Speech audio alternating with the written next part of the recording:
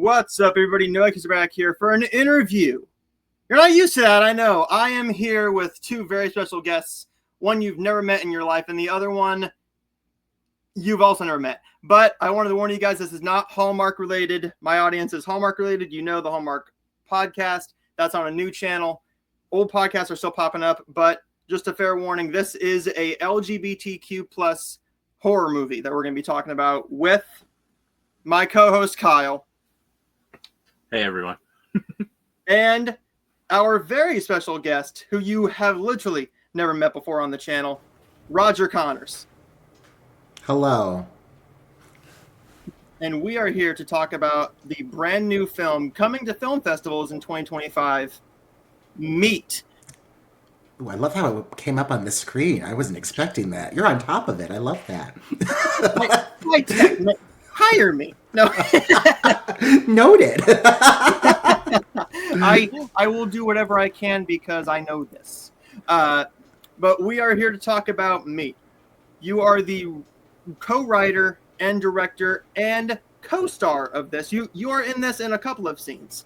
So I want to be the first one to ask you, how did Meat come to you? How did this story and idea come to you first?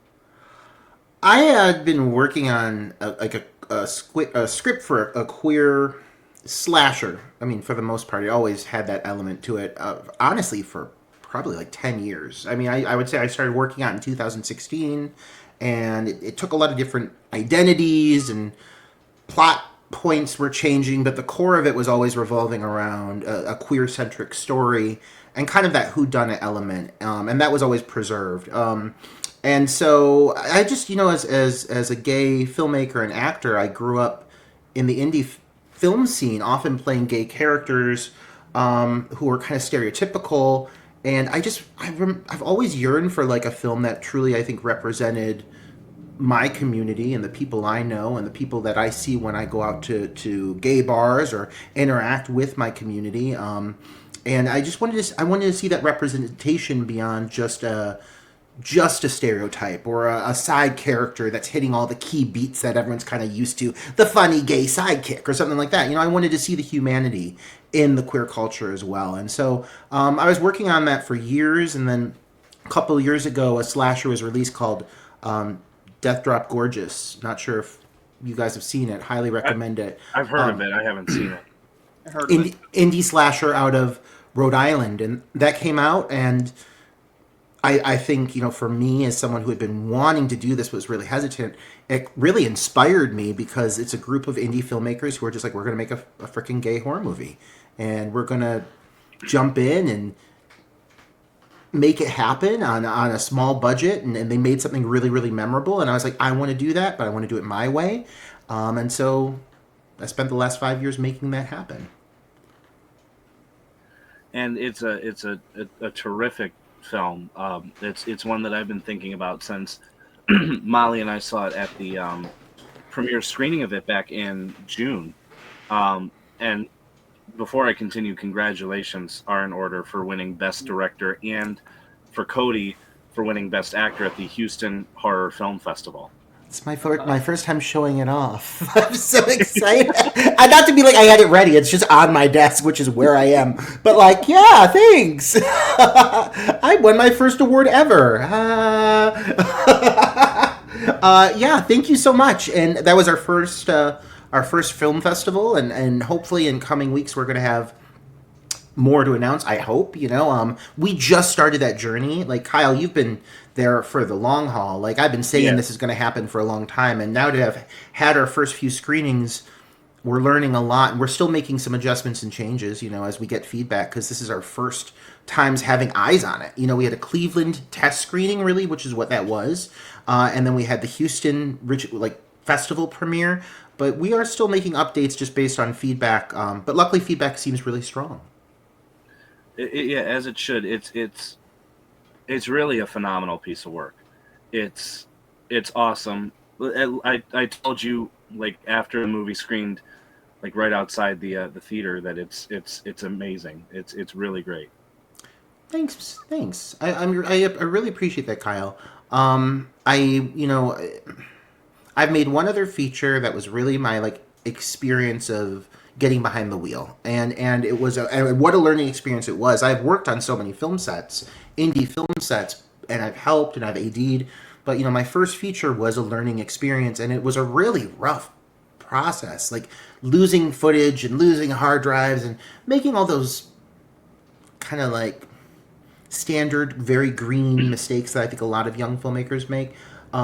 So this was for me, this was my next go around saying, I'm not going to make those mistakes again. I don't want to say I consider Meat my first film. Like, I could never say that, but it's the first time that I made a film having a full grasp of what was expected from me as a filmmaker and not just a learning experience, which is really what my first film, Rebirth, was. It was just getting my hands dirty and figuring it out. Meat was my true first expression of a piece of cinema told really the way I want to tell it. Make sense? Absolutely. Rebirth, I don't know if you saw that, Noah. I remember seeing that. That was also really, really good. I think with just 2 films under your belt so far, I think you've really established yourself as an exciting voice, if not for the scene of like indie filmmaking, but for the scene of horror filmmaking. It's those are really terrific movies. I really appreciate that. And the goal is, I think, to just show that I can grow. Like, I don't think any filmmaker is ever going to truly create exactly the film they want to create. There's always going to be things you want to change or things you look back on and say, I would have done that differently. But what I can say is, from Rebirth to Meat, the amount of growth that I've seen within myself has been massive. It's been huge, and that's something that I want to take for myself and acknowledge. Like, while I can beat up on myself and wish I did different things or did something differently, overall, I can so appreciate that the step from Rebirth to Meat shows so much evolution for me, and I'm proud to celebrate that, What was the thing that scared you the most with this film? Was it losing a scene? What scene was the most scary to shoot as a filmmaker? I mean, there's a lot of nudity in the film, and I think for me, as a filmmaker in general, but also as a gay voice, like, I really just want to ensure that everything I'm saying or communicating or how I'm handling a set is handled completely professional, especially because I've been on many sets that have not been professional, like, to be clear, and it gets old, and so my goal here was to ensure that everybody involved was comfortable and felt like they were taken care of. And so the first few times that we did anything like that, I was like, oh my God. Like, I would have my AD, Zach, he is straight, Zach Schillwalter, and I would be like, I need you to go in there first and like talk to the guys and just make sure like everything's comfortable before I come in. And like, it just, for me, I was really wanting to make sure I was covering all my bases, because I just didn't want anyone to ever feel like this was something that they were ever second guessing. And luckily, like, it was such a smooth shoot. People were having the time of their lives. I think you see that come through in the sequences, even the scenes where people are naked. You could tell people are comfortable. But those first few times filming that was really scary. And then there was one scene in particular that's set in a mansion. It's the pool sequence with the character Mo. And that was the last thing we filmed. And the reason for that is because literally the entire length of production, I was looking for a mansion and not finding it. And, the budget, it just wasn't there. And then we did 3 Indiegogos, our last one was the only one that was truly successful. I mean, we raised money for the first 2, but we never came close to our goal. The last one, we doubled it. And so that was really awesome to see all that support come through, and it made it possible for us to get that location for the mansion. But leading up to that, like, I was really doubting I was going to get it. I was really doubting that I was going to have exactly what I wanted. And it's hard to like let go of your vision, especially when it's like such a pivotal moment in the film. It's like the first big, sequence with the stud. And so the fact I was able to get that, I was so happy. But that location cost a lot of money. I was so scared that we were going to get blood on something, or I don't know, someone go through a piece of glass or something. I don't know, something dramatic. But we got it, and it paid off. But like, the whole production was literally me like biting my nails, thinking that we weren't going to pull that off. I think everything was designated very well. I think everything was utilized extremely well. I told you because you had mentioned that you were having some feelings like a couple weeks before the screening about the runtime of the movie, and I said sometimes the best films are really long, sometimes the worst films are really short because they feel like an eternity. Yeah. And one thing I have to say about this is that for being an independent film shot at over 2 hours, I thought it flew by perfectly. Like I don't think you wasted an ounce of shooting time or anything. Thank you. I mean, that means a lot because honestly, it was tough. I've just got to say about my glasses. Oh my God, it's driving me crazy. People, I have a crazy eye reaction from being in Mexico and my eye is swelled up. Please don't think I'm crazy. I just have to break it because all I keep seeing is the glare of my glasses looking like a damn ski mask, and I'm sorry about it. So don't think I'm some jerk who comes in like ha ha ha ha ha wearing these sunglasses thinking I'm the man. That is not the case, and I apologize that I look like an idiot wearing these glasses. Anyways, Kyle, so you said you about the runtime. No, there was a cut that was under 2 hours, but you know what it became? It became a slasher. It just became a standard slasher, and it lost a lot of the heart of what makes the movie what it is. And you know, while the film is a slasher, it's a lot more. It's also telling a very unique queer story that this genre does not get ever. You know, you do not get queer-centric horror films. And if you do, they go under the radar. And so it's something where I felt that if I cut too much of the human elements, it was just becoming one more movie that we've seen a million times. It just happens to be with gay people. As it currently stands, I think it contains a lot of the elements that also honor and respect the LGBTQIA plus community and what makes us unique and diverse, and it kind of delves into what we experience, what we go through, what we're going through right now. I think the thing that is kind of shocking is, you know, we started filming this in 2021, well, raising the money 2020, filming this in 2021. Coming out in 2025, I think meat hits harder than it would have the whole time that we were producing this film in a very a specific political climate. I won't go too far into it, but now that things have flipped completely, having this story and letting it go as deep as it does into the queer community, I think is what makes it stand apart. And I would have hated to have lost that, you know. So could there have been a shorter version of it? Yeah, but is this the film?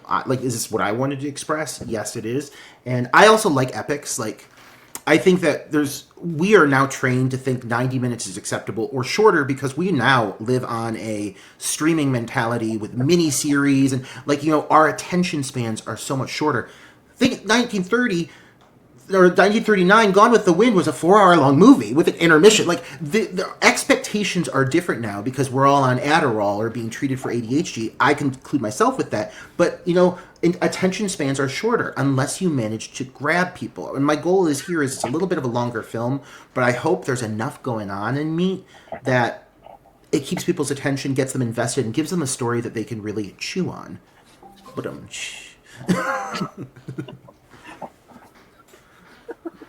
So, one thing that I have to bring up.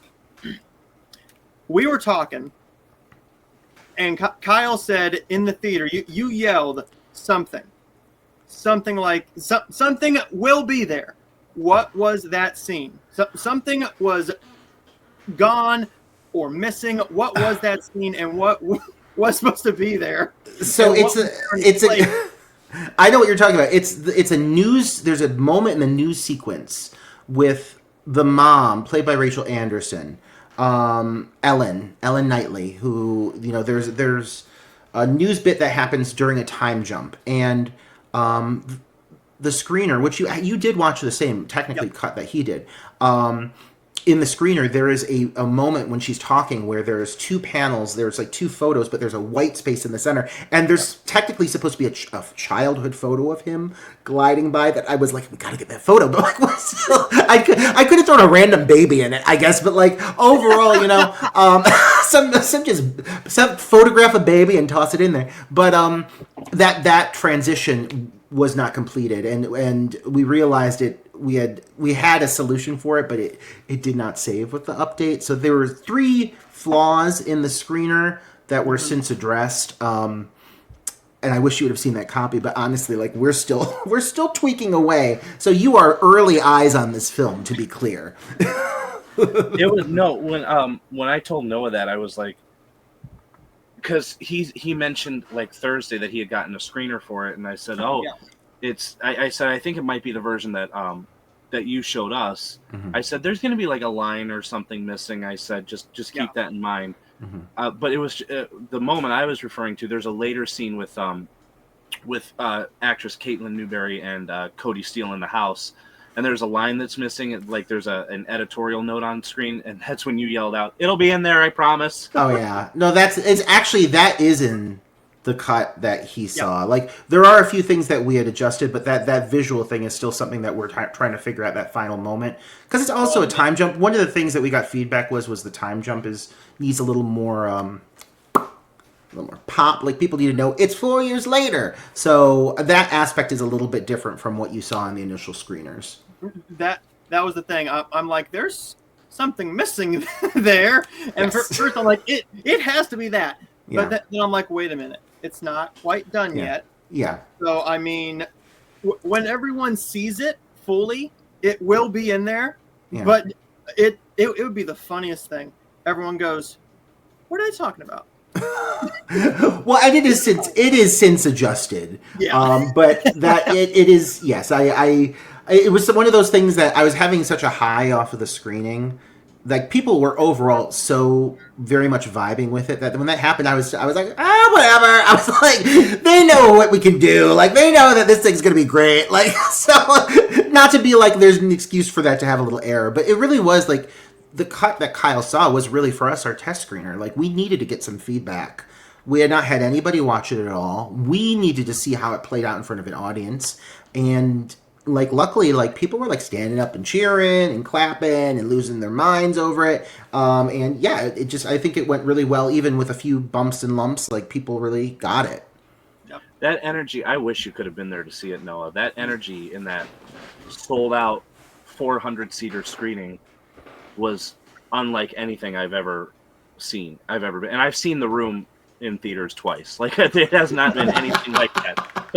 Oh my god! And I mean, give that me in a a lovely room-like way. experience. Yes. Funny story, Kyle. So, let's get into the meat of the story. There's a lot of stingers with this one. Yeah. Let's try and keep this as raw as possible, but without spoiling anything. Oh my goodness. Yeah. See? Yeah. What is this film actually? Well, see. What is the plot without spoiling too much? Because there's so much here that I want everybody to witness for the very first time. But what's like the basic like two or three line plot synopsis? Yeah, like the quick breakdown I use is like after a night of extensive partying, that results in the unexpected overdose of an underage gay man, who they come to learn.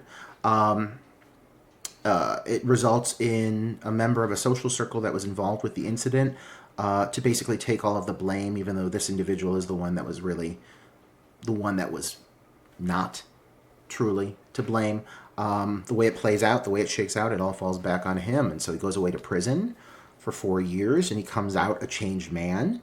And as the cards happen to fall, taking whatever job he can, he has a job opportunity back in the city. And so he goes back to Cleveland to pursue this job opportunity. And of course, that brings him back in connection with the people that basically, again, threw him under the bus. And so as he moves back and starts to try to rebuild his life, an unknown masked assailant appears and begins to put its focus on the guilty party, and somehow is aware, knows exactly who was involved and what their involvement was. And so it starts to take out basically a murder plan revenge killing, if you will, and all of these people are kind of at the focus of it, and they're all members of the LGBTQ community. And now, for everybody's favorite question. What is your favorite scene as a viewer? If you didn't make this movie, what would be your favorite scene as a viewer? I mean, probably. I mean, it's going to sound awful because of the context of the scene, but there's a locker room sequence that I think really pays off in a variety of ways. But I would say probably that one, or honestly, in the sense of just like a scene that I think really hits me well, I think is well executed. Is there's a scene where the character Noah, just as he returns, he goes out to the bars for the first time. And there's this really vibrant scene set to a great soundtrack. That it's all like neons and bright colors in the depths of this like kind of like underbelly of this gay bar. And I think it really captures the energy of the gay bars I grew up in and brings that to the screen. And so for me, I think that's probably my favorite sequence personally, watching it on playback, because I think it pops. Kyle? My favorite scene is, it's about halfway through the film, without spoiling anything. I don't think I'm spoiling anything. The characters are gathered at a wake, a funeral service. I felt like that was, having spent at least almost an hour or so with these characters up to that point, I think that was the most, at least one of the most humane parts of it. Like it's so filled with it's filled with a lot of humor, but the performances I think really come out as more naturalistic at that point. Mm-hmm. Like you have Matt Cain, who's a wonderful. Everybody he has in this movie, by the way, is fucking a sweetheart. Like in real life. Like no, I know you haven't met any of them, but nope. people like Cody, people like Caitlin Newberry, people like Margaret Harper Jenkins. Hussein Hassan, and the entire cast list is terrific. But I feel like that scene is like a good 5-minute, just a reflection of who these people are, and also a testament to the wonderful writing. I mean, because the dialogue in that scene especially really pops. I love that you like that scene, because that was honestly, when I said there's an under 2-hour cut, that scene was gone. And, really? Yeah, and well, it was something that a lot of people were like, oh, it slows it down, it drags. But I'm like, but also like this is such a necessary heartbeat moment, like, and it's the way it reintroduces one of the characters, comes back into the social circle. And I'm like, I think this is pivotal. I don't think you can have it without having this moment of breath and acknowledgement of having lost somebody that you basically grew up with. This social circle grew up with this person. What, no matter what you really think of this person, it still was a huge influence on you. And so I think that it was important to acknowledge that and respect that, because a lot of people in the queer community have lost loved ones. I mean, funerals and these moments are not rare all the time for us, especially when you grew up in the clubs, and the gay bars. And so it's something that I think it was just necessary moment to have. So thank you for liking that scene, to be honest. What about you, Noah? What was the standout for you for this one? Well, there's two. I love the character's name, the lead character's name. Hey, that's a great name. Hey, come on now. That's a win. Nobody ever has my name. It's always a Matt, a John, a whatever the hell, and I'm like, did somebody say my name? I'm happy you felt represented in me. Yeah. But for my favorite scene, I'm going to try and keep it as vague as possible.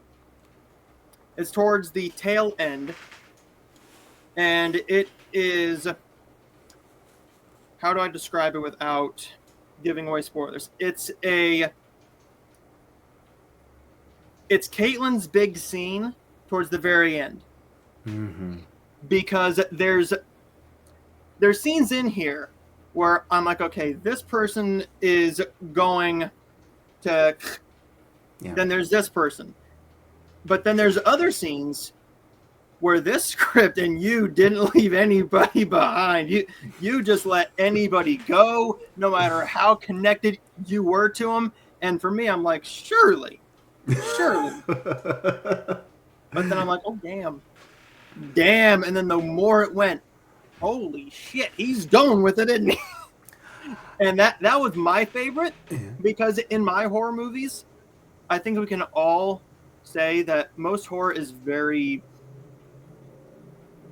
formulaic. Mhm. We can tell who is going to die. Yeah. But it happened with Scream. You don't know who is going to live through the whole movie. Yeah. So this is kind of the same way, because everyone is fleshed out, the perfect amount of time to get connected to each character. And the more you're connected to them, but in Caitlin's case, she's not a lead in the film. She's not in the main 2 or 3 spotlight leads. Most of the time, those are the people where I'm like, okay, one of these people is going to have to go. Yeah. Yeah. But once we get to some of the other characters, I'm like, okay, oh. Yeah. Oh. Then there was one where I'm like, oh. I think my my goal with the film in general, like, as much as I was like, I need to make a very queer film because that's what makes this unique and makes it pop and makes it stand out, I also cannot disappoint the horror fans. Like, especially like if I'm going to get a straight dude to sit down and watch this film for what it is, which is a film that is taking the 80s stereotypes of classic films, classic slashers that are riddled with nude women walking around with their hoo-hoos and their ha-has to the wind, no big deal, and these poor women getting objectified. And it's about flipping the script and making people uncomfortable, making men uncomfortable with what they have seen and been completely fine with and objectified for decades. Now we're flipping it and we're making the men the focus of that attention. And so I knew that if I was going to do that, I also had to deliver in the slasher elements of what makes this film just a kick-ass slasher. Like, I couldn't do that and have like some fake blood hitting a wall and be like, that's all. Like, I mean, I had to deliver the kills and the head count. I think there's 18 on-screen deaths, I believe. Don't quote me on that. I think I'm close to that. But I mean, you see a lot of it. You see it. And the goal with this was to show that, yeah, this is a bunch of queers getting together and being real gay, but they rock, man. They can really make a banging horror movie, and you're going to be sitting on the edge of your seat. You're going to be scared, but then you're also going to be like, oh, dude, that guy's naked, but then that guy is going to get killed too, and you're like, oh, that's sweet. Like, it's meant to appease all types, as long as you can like be chill and be like, yeah, I can roll with it. Like, women have had to do it for years, and so the goal was, though, to make sure that it delivered in that department. And I like to think it does. I really like to think that there's several kills in Meat that live up to the expectations. Yeah. With this question is actually for Kyle. There are 2 films with a lot of nudity, male nudity, this year. I have seen Meat. I have not seen 28 Weeks Later. What to you has the most, and which one made the most out of it? Well, nothing compares to the amount of male nudity and dongs in the Jackass movies. I mean, you watch an hour and a half of those guys. They're tying drones to their tips, and they're flying them, and they zoom in, and they're like, look at the bush. But yeah. I think it's utilized very well with it's done more. I don't want to say like the because the stuff in 28 Years Later is like very. I can understand it. I mean, it's gratuitous. It's a prosthetic. Let's be clear. My God, I hope Ziegler was running around in the theater. I'm like, good God, this is 28 inches later. Good God. No, Man, Meat was I definitely might actually be excited. No. Oh, Wow. Meat utilized Meat utilized it. I think as I think more tastefully, because with something like 28 years later, it's more used as like a weird discussion piece. Because like for the 2 weeks after that movie came out, I was seeing memes about the dude's dong on like TikTok and Instagram and everything. And I don't see that happening with something like Meat because it's done very tastefully. It doesn't call attention to itself. It's very much it's how it was done in like the 80s and 90s with women and their nudity. So I think Meat is definitely more tasteful in that regard. I think Meats is more embedded in the DNA of what it's doing too. Like Meat, when someone's nude in Meat, A, you expect it going into this, and B, there's a rhyme and a reason to it. Like there's a lot of nudity, but it's not like someone just walks out and they're like, I'm naked. Like people are naked in like shower sequences. People are naked in bathhouses. You know, when you see people nude, it's something that you're like, I'm in this space. I kind of anticipate this. 28 weeks later, when that schwang dong flopped on the camera, I was like, oh wow! I'm like, where'd that come from? And I appreciate that these zombies are running around naked because, I mean, after all this time, I suppose clothing would just deteriorate. But like, you can try to explain away to me that massive penis, but no amount of backstory on those looks like steroids that they develop so muscular and large, like and they happen to have huge penises. Like, that doesn't make it scarier to me. That just distracts me and makes me like pay attention to the wrong thing. And honestly, it pulled me out of. There was one moment where they were running, and it cut to the guy running, and his dong was like this across the camera, and I was like, "What is happening?" And it made it less scary to me. I really think nudity in horror movies is most effective when it feels vulnerable. And nudity can be exploitive. I feel like it felt exploitive in 20 Weeks Later, which is honestly surprising. I would have anticipated that. Whereas in Meat, while we are exploiting the men, we did make it a point to make it feel vulnerable. Like, how would you feel if you turned around in your shower and someone was watching you and you were just there by yourself with nothing to defend yourself? That there is an element of vulnerability in that makes it just all the scarier. Whereas 20 Weeks Later, I don't know who was on that art department that made the decision to involve that penis, but here we are talking about it, so they had to do something right. He got paid a lot of money, and I'm sure it was in the 28 P's. I mean G's.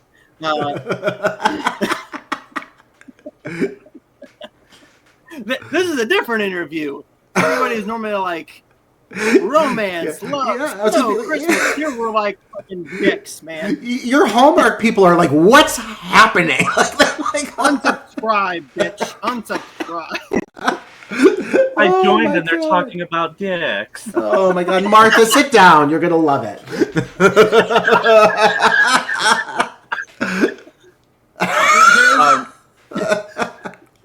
There's one actress who I'm gonna push this on, and I'm gonna be like, Cassie, you love horror.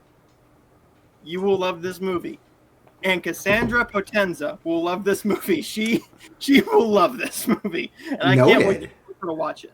Yeah, hell yeah! And I mean, I really, as much as I want the gays to get on board, like I think chicks are going to dig it. I'm honestly and rightfully so, because again, it's serving a purpose that a lot of straight men have had for decades. How often do women get to sit down and be like, yeah, look at that guy, like, all right. And I think the guys that do get featured in the film are very attractive men, so I hope that women respond to it just as well as gay viewers do, the nudity aspect, because it is intended for them as well. I really don't have any meat-related questions left, but I do want to highlight, you mentioned Zach Schildwater before, amazing as a co-writer on this. Mm-hmm. The cinematography by Mick Koons is lovely. Like this is it's the main reason the film pops, and I feel would appeal to anybody.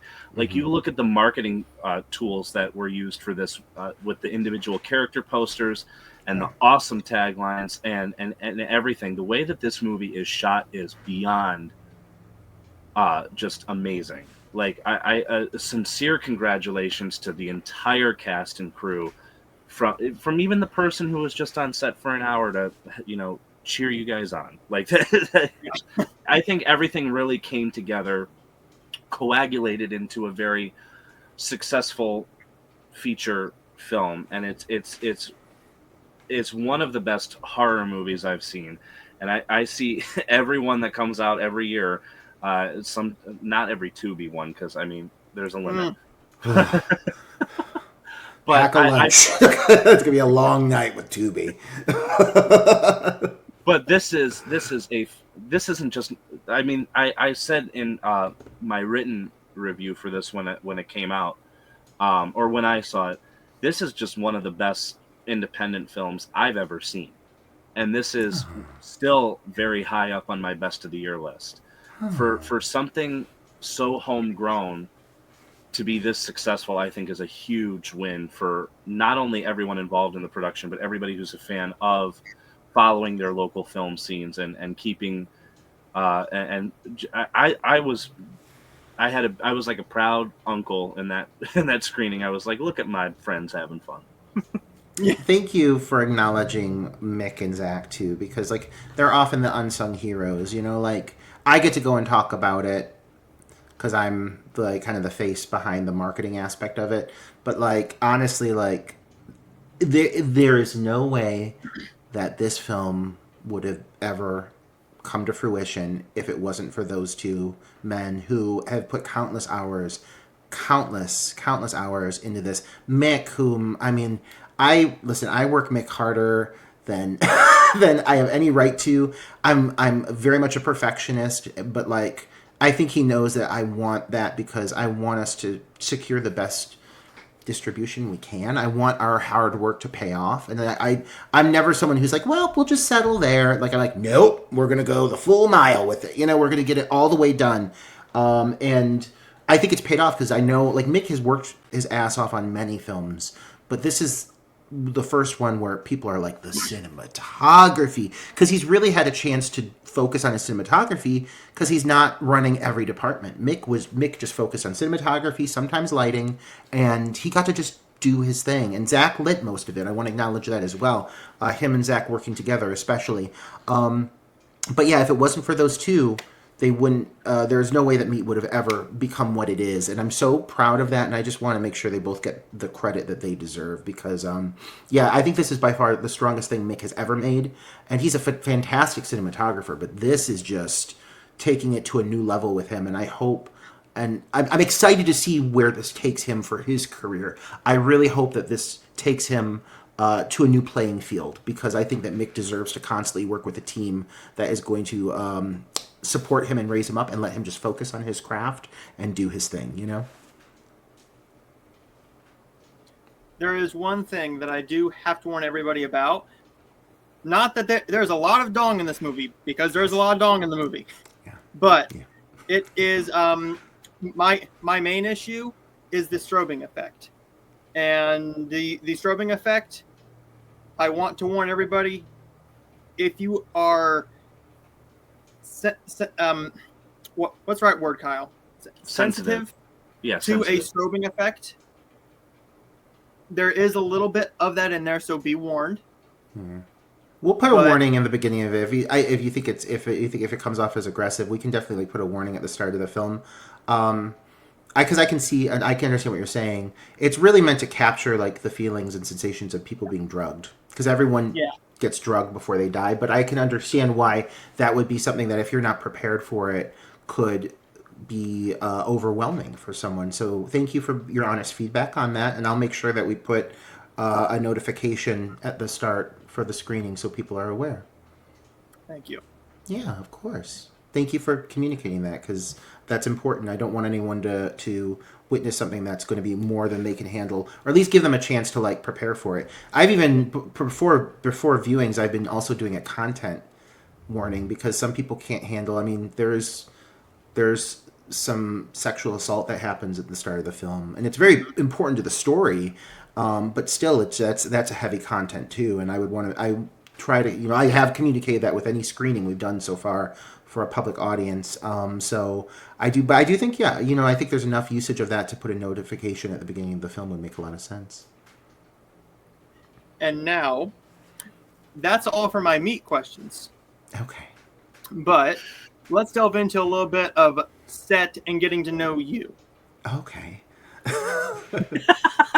For all my Hallmark people who are still here,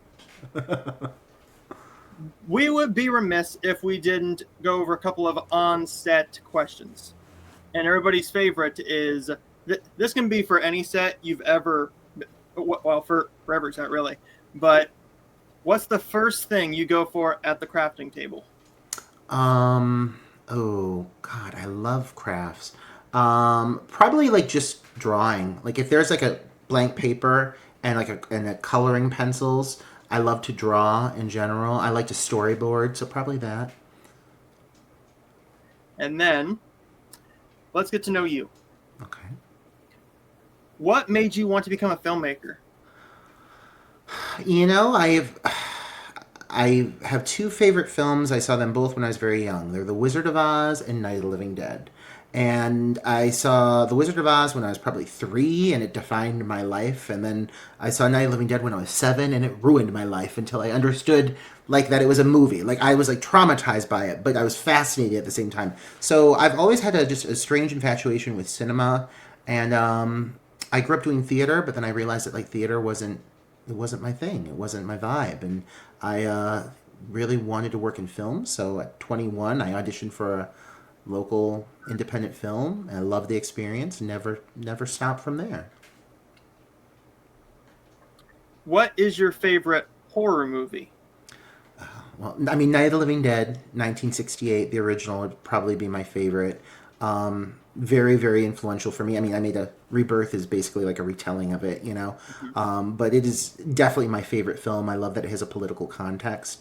Let me throw out another one, though, because I think that's so, like, standard. A little more obscure, I would say Messiah of Evil. Have you ever seen Messiah of Evil? I have not. Oh, it's worth seeing. It's also from the same, probably kind of the same era, late 60s, yeah, early 70s, but it's moody. You wouldn't expect it to hit as hard as it does. What about for an indie film? There's a few indie horror movies that I love, and I recommend to anybody. And I sent one to this guy here, and oh my lord, when he watches it, yeah, he will see why I love it so much. So, what's your favorite indie horror movie? House of the Devil. It was one of Ty West's early films, done on a Yes, I really love small House of the budget. Devil. Mm-hmm. Love it. Mine would probably be a tie. I have to say my favorite one is probably a movie called Carousel, if anybody knows what that is. Yep. Yes, I know Carousel. I love Duke. Unicorn. I love Duke. He's fucking great. Now, some of the people on that movie, that's a different story. Steve's great, though. I love Steve. Yeah. But my other one has to be Bubba the Redneck Werewolf. I've never seen Bubba the Redneck Werewolf. I've heard of Bubba the Redneck Werewolf, but I've never seen it. Where can I access I have it right here. Oh, well, there we go. Thank God. Oh, wow. High quality stuff. Look at that. There's a theme song at the very beginning of it. Oh, my goodness. And it's great. I was at a filming video. Oh, sorry. It takes place in Cracker County. Oh, goodness. Oh, wow. Well, you know me. I co-host Dark Knight of the podcast, and our focus is more obscure horror movies, older ones. We try to find ones that people don't focus on a lot. And I like anything with a theme song. I like anything with a theme song. Sign me up.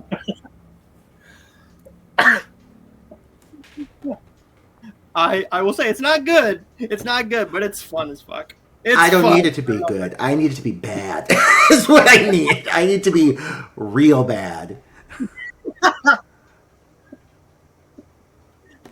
If you want really bad, Angry Asian Murder Hornets is pretty bad. Oh God! Didn't what's his face make that? Oh God, he's made. I'm blanking on his name. Dustin Ferguson. Dustin Ferguson. Yeah, I'm friends with him on Facebook. God, that guy's made more movies. I mean, he's in the literally Guinness Book of World Records. I mean, those movies are something else. I'll say that much. I mean, good for him, man. Yeah, good for Dustin Ferguson. I will gloat though because I didn't pay a cent for them. He sent them to me, so I was happy about that. That's my favorite part of it. He gave me some really good advice once. I like Dustin Ferguson. He's a good guy. Really nice dude. Really nice guy. Yeah. And if you want some really campy B horror, Ebola Rex. Check out Ebola Rex. Noted. Ebola Rex. He works with that Donna Lee Heising. Are you familiar with that gal? I can't get enough of her. I'm gonna get her in a movie. I can't wait. I'm getting that woman in a movie. Just you watch. I'm gonna give her a really dramatic role too. I can't wait. That's one of my goals in life. Donna Lee Heising. I'm very good friends with her. I talk to her often. She's a sweet girl. She's very sweet. I can't get enough of her. I said, hey Donna, you want to pop on? I would be starstruck. I'd be like, Donna Lee Heising. I'd be like, oh my goodness. I am Robo-Woman Donna Lee Heising? Oh my God. I would be losing my shit. She just rises up on your screen. She's right beside you. I'd be thrilled. She is a sweetie. I can ask her anything, and she's literally on it, no matter what. Wow. But speaking of starstruck, who would be the actor or actress who would make you the most starstruck, dead or alive? Oh my God. Oh Lord. Actor or actress. Give me a second because this is really tough. This is tough. I just met Dee Wallace, and that was one that was like on my bucket list, and she was so pleasant. I got to interview her in a panel, and that was really cool. I mean, I hate to say it, but she's just so present right now. But probably Jamie Lee Curtis, just because like her longevity of her career and how it continues to affect, like, impact me, and her just devotion to the craft. I think if I met her, I'd be like, Jamie Lee Curtis. I know she'd be cool as hell, but I'd be like, whoa, this is it. What about you, Kyle? I was literally going to say Jamie Lee Curtis because Freakier Friday popped into my head. I haven't seen it yet, and I can't wait. Listen, I know it's absurd and it's over talked about, but this promo campaign of her busting out at that top, I'm like, good for you, Jamie Lee Curtis, owning your feminine wiles. That's her outfit for like a good 45 minutes of the movie. So I'm like, well, these people haven't gotten out to the theater yet to see. That's how she is in the movie. I haven't seen it yet, and I am literally like planning on seeing it tomorrow if my eye is healed. But I am like, I can't wait. There's so many movies out right now, and because I was at the film festival and then I was in Mexico, we went the 1 week that everything I wanted to see came out. I haven't seen Weapons. I'm freaking pissed off. I haven't seen it yet. I've avoided spoilers for the most part. But yeah, I need to see Freakier Friday because, like, I mean, you're both mid-20s to early 30s ish. Yep. Yeah. I'm 39. Freakier Friday was my jam. Okay, like, let me tell you, Freakier Friday was that dress that Jamie Lee Curtis wore. I like all of it. Freaky Friday is one of my top 10 movies of my childhood, I would say. So the fact that they even did a sequel, and the fact that Lindsay Lohan is like having this kind of renaissance, because yeah, she was troubled. She also grew up in the industry, which is really a horribly toxic experience. And the fact that she's come out of it like so relatively normal, like, yes, like, deserves to have her moment in the spotlight. So it makes me feel good that this film is going over well. You liked it, right, Kyle? I really liked it. Yeah, I thought it ran a little too long, which is again, circles back to my point. Like the movie's under 2 hours, and I was like, you could have like trimmed it here and there, but for the most part, I thought it was really, really fun. I definitely like the first one better because I thought the first one ran a lot smoother, but this one was really, really good. Good. I unfortunately haven't seen it yet, so we'll see. We'll have to see it. We'll communicate notes to each other what we think of it. Noah lives.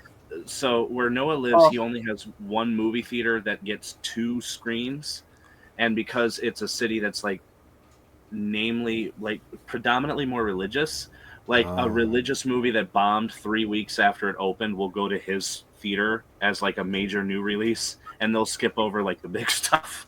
Oh, that's tough, Noah. We got one, Homestead. That was 6 weeks? Almost 2 months after it came out in theaters. A big movie came out. I can't remember what it was, but my theater went, no, we need Homestead by Angel Studios. Oh, I think... What city are you in? I think it was Noah? Companion. Companion you didn't get. Yeah. Companion. That's the one. It was Companion. And I went, we're not getting Companion. Yeah.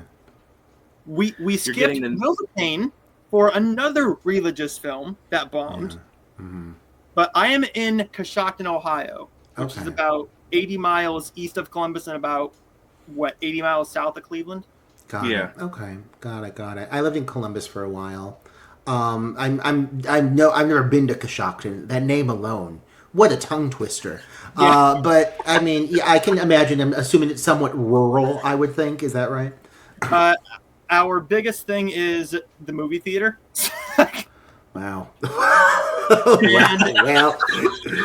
And my town lost its shit only because we finally got a Starbucks, but it's connected to a hospital outside of town. Do people line up at the hospital Starbucks? Quite literally, 6:30 in the morning, there's a line at the hospital for Starbucks. And people go before work. Oh, shit. I got to go to Walmart at 7, but I got to get my Starbucks right across the fucking street from the hospital.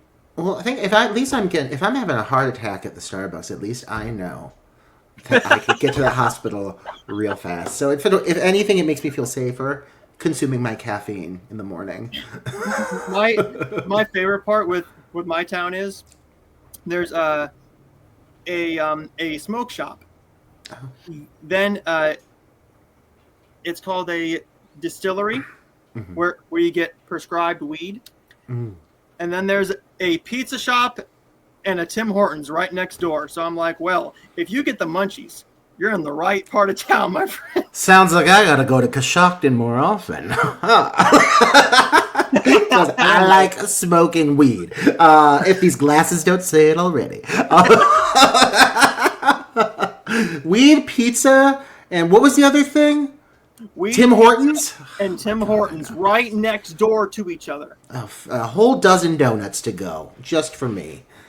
I don't know if you've noticed this, Roger, but over at Great Northern, they have they put a BJ's in there a couple of years ago, a BJ's restaurant, and they decided to plant that BJ's right in front of the Dick's building. So... That was not thought out at all, was it? Oh my goodness! Yes, it was. Dick's and BJ's. Oh god, the gays must love it. They must be like, I love me some Great Northern though. I grew up in Westlake, and let me tell you, those are my old stomping grounds, Great Northern and the Crocker Park. Not that no one knows it over in Coshocton, but between you and I, Kyle. I've got a story that will stick with me until the day I die. Of Great Northern? No, of weed and pizza. Oh, well, even better. So, I went to a football game, and right across the street was Our Family Video. So I walk over there, and my friend and I just hear this guy going, ugh. And we're like, what the fuck's going on here? This motherfucker comes out of here with... And there I went. Am I still here? Oh, no, I see you. For a second you went, just a blip. But I heard you. The guy, he went, ugh. Oh, I think we've lost him. Now he's just glaring at us. Oh, wait, he's back. Am I back? You're back, yeah. You're back. You're back. Okay. So the last thing you heard was right? Yes, yes. And that's where I wanted it to cut out. Great. So I can only imagine where it goes from here. yeah. So this motherfucker, fat ass dude, walks out of there with 3 large topping pizzas. Walking out of the porn section of the video store. And I shit you not, he had 2 large piles of nothing but porn. He knew how he was spending his on. night. Good for him, man. Oh, it gets better. It gets better. He takes it up front, and that poor manager, I love her to death. Poor Allison. She looks at him and she goes, "Oh," and then he turns around and he goes, "Boys, don't do what I do." I mean, at least he can own it. But if I was her, I'd be like, hats off, sir. Enjoy. He looked at him and went, "Damn, I guarantee he had 30 of them. 2 stacks of 15 of them." What a large volume of time this man has. Like, I can't even imagine watching all 30 movies like without incorporating what I'm assuming is pleasuring himself. I can't, like, just sitting down and watching 30 porns back to back would take weeks. I just get 3 of them at a time. That sounds gluttonous. To take 30 porns, leave something for someone else. What about the next guy that comes in with his pizzas? And walk out of that room, and the whole time, I don't know. I want to know what was on those pizzas or anything, or what he was doing in that room. But all we heard was as soon as we walked in the store. Poor Allison. Being subjected to that. Having to clean up in that back room. The pizza remnants and his remnants. Why is there a lot of cheese down here? There's a small, like, it still operates as like a rental store, but I think most people that go in there just go for like to buy their like back stock or whatever they have that gets donated to them. But there's a little video store out in Lakewood called Carango Video, and they have 2 adult sections. So Tim Hale and I went one time, and I said, well, just for fun, let's sneak in there. Sneak. I mean, we were the only people in the general area, so we went into the left side, and we walked out after a minute because there was a dude in there with black gloves, just with a huge stack already of DVDs right next to him. He's like, he's got his pickings. But the weirdest part is we went across the building, and to the right side was another section that they had with the classic like saloon swinging doors that you see in like cartoons and everything. And this one was worse because they had like Disney movie posters above everything. So we were like, oh, well, that's... I can't watch Bridge to Terabithia anymore, but I'm glad that you put that here. Were they trying to maybe distract away from the fact? I mean, no matter how you shake it, that's weird. God, like, you'd think these people would understand the benefits of Pornhub. Like to go rent all these DVDs, it just sounds unsanitary, if anything. Having to return them, oh, I don't know. Bold. That's a bold choice to go into a video shop, rent 30 porns, make the poor young woman at the register ring it out. It just sounds very uncomfortable for everybody involved. Especially once you ask for your phone number and you're like, shit. Mm-hmm. Oh, yeah. She's like, oh, I see you've rented all of these before. Oh. You're renting this 6th film for the 18th time this month. Well, before we sign off, yep. Again, I just want to say, first of all, a huge thank you to Roger. Getting to talk to Roger just with or on or off camera is a pleasure. Like, he is sincerely one of the sweetest people I've met. He's one of the funniest people I've met. Like, obviously, as you saw from the last hour, like, he's divine. Divide. Thank you. I'm so proud of everything that you've accomplished with this movie. Probably the biggest compliment. Molly came with me, and as I said, Molly's not the biggest fan of horror. She just like on occasion she'll just say to me like, "Meat is so good, I really want to watch it again." So that is I think the highest compliment above anything that I can give. Like I said to anyone watching, I saw it at the Cleveland test screening that he had at the Capitol Theater back in June. This is one of the best films I've seen all year.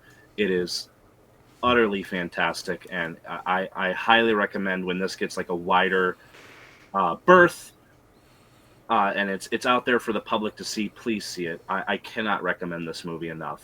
Roger is a huge talent. What he accomplished with Zach and with Mick, bringing this movie to life to everybody everywhere, is amazing, and I'm so glad it paid off wonderfully for you guys. Thank you so much, Kyle. That means the world to me. You've been such a big supporter for so long, but it's one thing to support someone like blindly and like be like, I know you're making something. It's another thing to see that and continue to support. Because trust me, I've supported people who have made projects who I've been like, I see what you're trying to do there.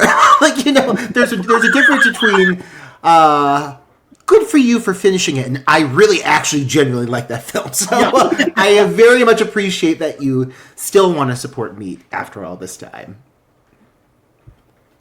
Yes, I absolutely do.